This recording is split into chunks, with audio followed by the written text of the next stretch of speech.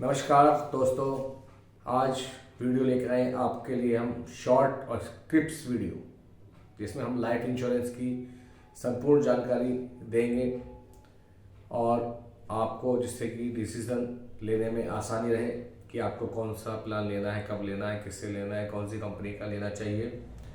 तो पहला पॉइंट है हमारा कि लाइफ इंश्योरेंस किसको लेना चाहिए। लाइफ इंश्योरेंस उस पर्सन को लेना चाहिए जो एक अर्निंग पर्सन है, जिसके ऊपर डिपेंडेंसी पर्सन, जैसे एग्जांपल के तौर पे आप घर के मुखिया हैं और आप एक अर्निंग पर्सन है, साथ में ही आपके वाइफ और एग्जांपल के दो बच्चे और आपके पेरेंट्स, यानी कि आपके ऊपर कितनी लाइफ डिपेंडेंस है, तो आपको ये लाइफ इंश्योरेंस प्लान जरूर लेना चाहिए। मैं उनको नहीं बोल रहा हूँ जो अर्निंग पर्सन नहीं है, जिनके ऊपर डिपेंडेंसी नहीं, उनको प्लान नहीं लेना चाहिए, क्योंकि वो इंस्टॉलमेंट कैसे पे करेंगे आगे।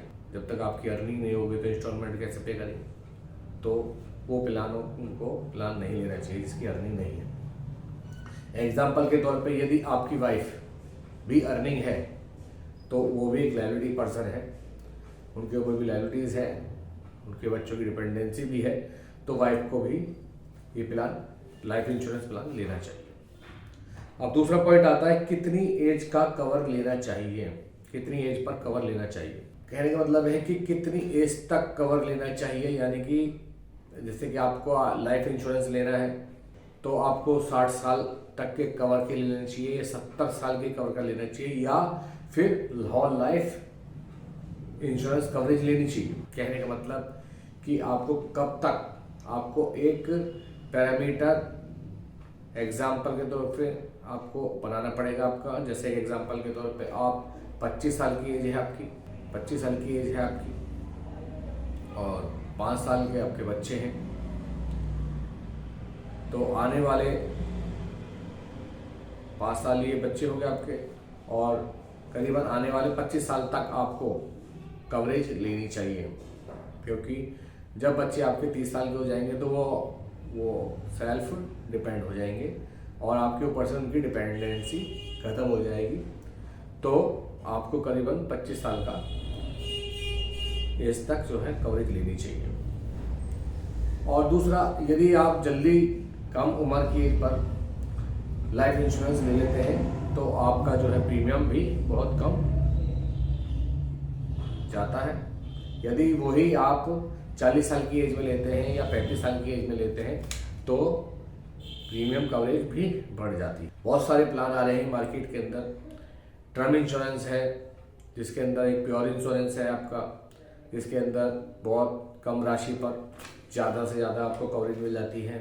यूलिप प्लान आ रहे हैं आपके, जिसके अंदर आपको, जिसका प्रीमियम कुछ ज़्यादा होता है, उसके अंदर कुछ मनी, कुछ आपका जो प्रीमियम है वो स्टॉक मार्केट म्यूचुअल फंड में लगाया जाता है, जिससे कि आपको रिटर्न ऑफ द मैच्योरिटी भी दी जाती है अच्छी खासी। और कुछ ट्रेडिशनल प्लान हैं जो आपको सेफ्टी प्लस प्रोटेक्शन भी देते हैं। तो आप अपनी सुविधा के अनुसार से अपने बच्चों की एजुकेशन के लिए, अपने बच्चों की पढ़ाई के लिए, अपने बच्चों की मैरिज के हिसाब से ट्रेडिशनल प्लान भी ले सकते हैं। तीसरा पॉइंट आता है कितने अमाउंट का इंश्योरेंस लेना चाहिए। थर्ड पॉइंट है आपका कितने अमाउंट का इंश्योरेंस लेना चाहिए। तो जो लाइफ इंश्योरेंस का पैरामीटर है वो है annual income. Life insurance is equal to annual income into 20 time. यानी कि एग्जांपल के तौर पे यदि आपका एनुअल इनकम 2 लाख रुपए है तो आप 2 लाख इंटू 20 टाइम, यानी कि 40 लाख का कवरेज आपको लेना चाहिए। एग्जाम्पल के तौर पर यदि आपकी एनुअल इनकम 5 लाख है तो मल्टीप्लाई करेंगे 20 टाइम से, तो आपको 1 करोड़ का लाइफ इंश्योरेंस लेना चाहिए। लाइफ इंश्योरेंस लेना चाहिए, जो आपके लिए बहुत ज़रूरी है, क्योंकि एक आप लायबिलिटी पर्सन है, डिपेंडेंसी है आपके ऊपर, और आपके ऊपर एक अर्निंग पर्सन है, पूरी फैमिली आप पर डिपेंड करती है। तो ये लाइफ इंश्योरेंस आपको जरूर लेना चाहिए। और फोर्थ पॉइंट पर आते हैं, लाइफ इंश्योरेंस कौन सा लेना चाहिए। लाइफ इंश्योरेंस कौन सा लेना चाहिए, तो यहाँ पर बात करते हैं हम लाइफ इंश्योरेंस कौन सा। लाइफ इंश्योरेंस कई प्रकार के होते हैं, जैसे कि term plan, traditional plan, endowment plan. Term plan, यदि आप कम पैसे में ज़्यादा प्रोटेक्शन चाहते हैं, ज़्यादा कवरेज चाहते हैं, तो आपको टर्म प्लान लेना चाहिए। यदि आप सेविंग प्लस प्रोटेक्शन चाहते हैं तो आपको ट्रेडिशनल और एंडोमेंट प्लान लेने चाहिए, जिसके अंदर एक सेविंग अमाउंट भी मैच्योरिटी पर आपको मिलता है, ऑन डेथ पर आपको कवरेज भी मिलती है।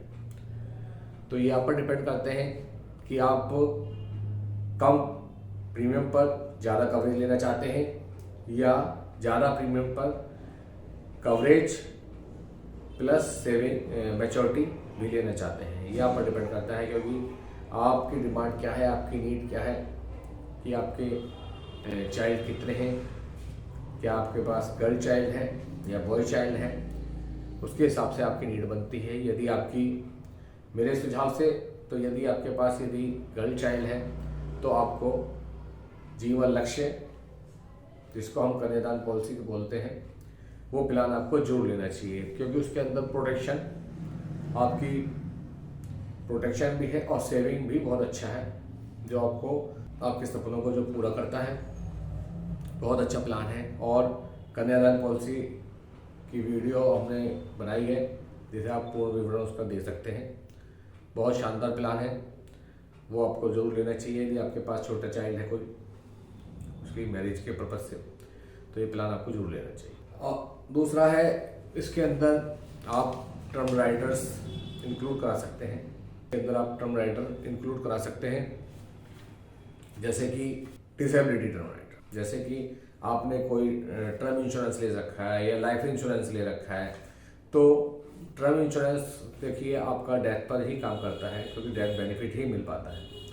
एग्जाम्पल के तौर पे हम नहीं चाहते किसी के साथ ऐसी दुर्घटना घटे और हमारा जो है, हमारी जो है क्या कहते हैं, हम आपके लिए दुआ करते हैं कि आप अपनी अच्छी लाइफ जर्नी जिए और अपने बच्चों के साथ बने रहें, और हम यही दुआ करते हैं। लेकिन जो दुर्घटना है उसको हम नहीं रोक सकते। यदि आपके साथ कोई ऐसी दुर्घटना घट जाती है कि आप हाथ और पैर से अपाहिज हो जाते हैं लेकिन डेथ नहीं होती, तो उस कंडीशन में ये टर्म प्लान काम नहीं करता, आपके काम नहीं आ पाएगा। तो इसलिए इसके अंदर आपको एक टर्म राइडर जरूर लेना चाहिए, जिसको बोलते हैं disability benefit, permanent disability benefit. इसका फ़ायदा ये होता है कि यदि कोई मिसहैपनिंग ना हो और पूरी तरह घायल हो जाता है आदमी, जिसके अंदर हाथ पैर आपके बेकार हो गए हैं, आप काम करने लायक नहीं हैं, काम करने लायक नहीं हैं, तो आपको एक मंथली इनकम या ईयरली इनकम के तौर पर वो अमाउंट दिया जाता है, या एक लमसम अमाउंट दिया जाता है। ये कंडीशन कंपनी के कंडीशन के ऊपर काम करता है। अब दूसरा है क्रिटिकल इलनेस।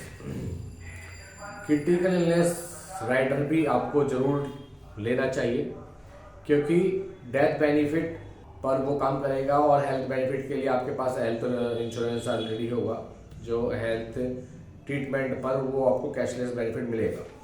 लेकिन क्रिटिकल इलनेस में क्या होता है कि बहुत बड़ी बड़ी बीमारियां हैं, जैसे कैंसर है ना, हार्ट फेलियर, हार्ट प्रॉब्लम है, बहुत सारी बीमारियां इसमें इंक्लूड हैं, जिनकी लिस्ट मेरे पास है।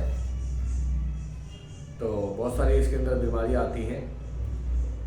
जब ये बीमारियां आती हैं तो उस वक्त आदमी का जो है दिमागी संतुलन खराब हो जाता है, और खराब होने पर वो किसी काम करने में असमर्थ होता है, काम नहीं कर पाता है, मन से काम नहीं कर पाता है। तो उस समय बहुत जो है पैसे की आवश्यकता पड़ती है, तो उसे पूरा करने के लिए एक क्रिटिकल राइडर जरूर लेना चाहिए आपको, जिससे कि वो एक लमसम मंथली पेंशन के रूप में देते हैं, या एक लमसम एक अमाउंट भी दे सकते हैं। वो कंपनी के कंडीशन के ऊपर निर्भर करता है, ठीक है।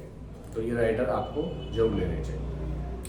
और पांचवा पॉइंट आता है आपको कैसे चुने सही लाइफ इंश्योरेंस कंपनी। कैसे चुने सही लाइफ इंश्योरेंस कंपनी, कि किस कंपनी का लाइफ इंश्योरेंस आपको लेना चाहिए। एग्जाम्पल के तौर पर मैं बताना चाहूँगा, जैसे कि 100 लोग एक कंपनी से यदि बीमा लेते हैं तो कितने पर्सन को बीमा देता है, 100 में से कितने लोगों को बीमा देता है, उसे कहते हैं सेटलमेंट रेशो। यानी कि 100 में से 98% को देता है, 100 में से 95% को देता है, या 99% को देता है, इसको कहते हैं सेटलमेंट रेशो। सेटलमेंट रेशो तो आपको देखना ही है, लेकिन सेटलमेंट अमाउंट भी आपको देखना है। वो कैसे देखना है वो भी एग्जांपल के तौर पर बताना चाहूँगा कि जैसे 100 लोगों ने एक कंपनी से बीमा कराया, किसी ने 2 लाख का कराया, किसी ने 5 लाख का कराया, किसी ने 20 लाख का कराया, किसी ने 10 लाख का कराया, किसी ने 50 लाख का कराया, किसी ने 1 करोड़ का कराया। तो कंपनी क्या होती है, छोटे छोटे बीमा का सेटलमेंट तो इजीली कर देती है, जैसे 2 लाख, 5 लाख, 4 लाख, 10 लाख तक तो उसने इजीली कर दिया। लेकिन उसमें एक पर्सन था 100 में से जिसके क्लेम था 1 करोड़ का, उसका सेटलमेंट उसने रिजेक्ट कर दिया। तो भी सेटलमेंट रेशो जो आएगा 99% है। आप कहोगे यार ये तो अच्छी कंपनी 99% है, लेकिन आप ये नहीं देख रहे हैं कि उसने छोटे छोटे जो क्लेम थे वो तो पास कर दिए, लेकिन बड़ा क्लेम उसने पास नहीं किया। तो आपको ये भी देखना चाहिए। तो मैं ये बताना चाहूँगा कि कुछ प्राइवेट कंपनियां हैं जो इस कार्य को करती हैं, लेकिन life insurance company, life insurance corporation of India, जो कि छोटे से लेकर बड़े सभी जो हैं सम इंश्योर्डों को क्लेम सेटलमेंट करती है और सबसे पुरानी कंपनी है और विश्वसनीय। तो मैंने जितनी वीडियो में जितनी विशेषताएं, जितनी विवरण बताए हैं, इन सभी को डिटेल देखकर ही आप सही इंश्योरेंस का चुनाव करें। यदि कोई अधिक जानकारी यदि आपको चाहिए तो आप मुझसे और मेरी टीम से संपर्क कर सकते हैं और विशेष जानकारी प्राप्त कर सकते हैं। तो दोस्तों, मेरी इस वीडियो को ज़्यादा से ज़्यादा शेयर कीजिए, लाइक कीजिए और अपने रिलेटिव्स, अपने जानने वालों सभी को शेयर कीजिए, जिससे कि उनको सही और उचित जानकारी मिल सके। मेरी वीडियो देखने के लिए आप सभी भाइयों का बहुत बहुत धन्यवाद।